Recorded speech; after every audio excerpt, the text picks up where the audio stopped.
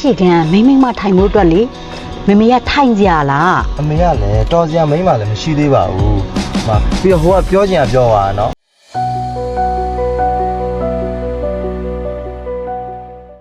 ဟယ်လိုဘဘ你们搞好了？哎，我哭哪个门呢？哎，这对他。 ။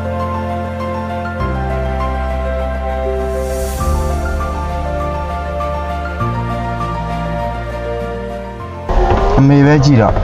ခုတော့အမေကြောင့်ဒါအပြောခံရပြီ။အစောကလေးကရှေ့မှာထိုင်နေပါဆိုတာအမေကအမေကိုမြင်ဟိုကကျွန်တော်တို့တော့ကောင်းတော့မှာမဟုတ်ဘူး ရှိကန်မိမ့်မထိုင်မှုအတွက်လေမမေရထိုင်ကြလား ။အမေကလည်းတော်စရာမိန်းမလည်းမရှိသေးပါဘူး။ဟာပြီးတော့ဟိုကပြောချင်တာပြောပါနော်။နှာဘူးလေအမေကြားရမလား။နေတိုင်းတားမှာနှာဘူးကဆွဆွခံလာရသေးတယ်